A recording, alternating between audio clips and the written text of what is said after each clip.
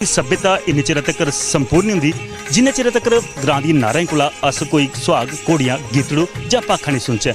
ते हूँ चलने निक्की निक्की ढोलकी दी आवाज़ पावा करदी है वो गीत संगीत वो घोड़ियां वो सुहाग वो भाखां भी तुहाडे कन्नै सांझा करने की कोशिश करना।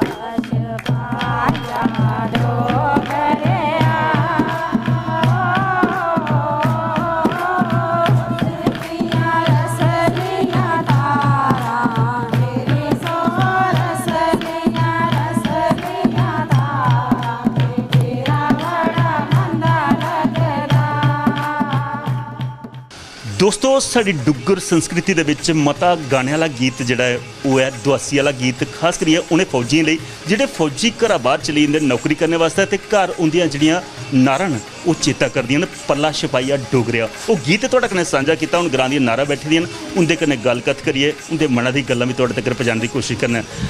कि ना जी तुहाडा? संतोष कुमारी। संतोष जी, गल चेता आउंदी है खास करिए मते सारे ग्रां दे जिहड़े नौजवान वो तो फौज च भर्ती होंदे जां घरा कोला बाहर गए जांदे, आखदे कंत जिहड़ा है वो 12 दा पक्खरू है ते औरत जिहड़ी घरा दी लक्ष्मी।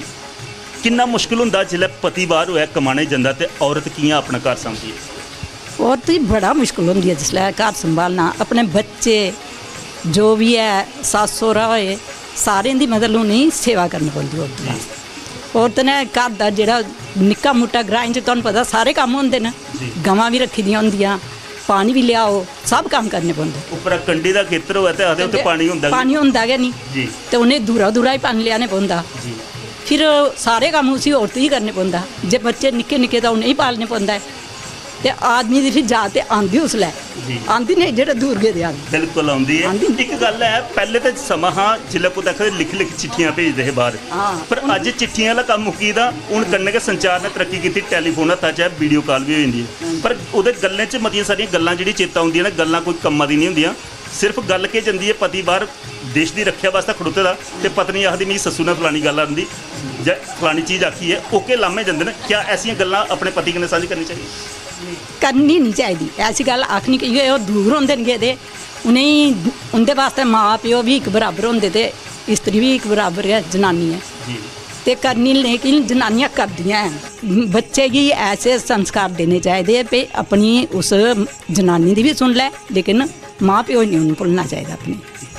बिल्कुल सच गला करते हैं दोस्तों। खास करिए हर रिश्ता जिहड़ा पैसे कन्नै जुड़े दा, सिर्फ इक्का रिश्ता जिहड़ा ममता दा है।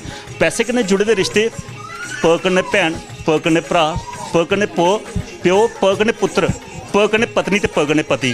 अगर पति कोल पैसे होण ते पत्नी भी आखदी भाई 7 जन्म मिगी इ'यै पति थ्होया, अगर पैसे नहीं होण ते आखदी 7वां इ'यै होना चाहिए।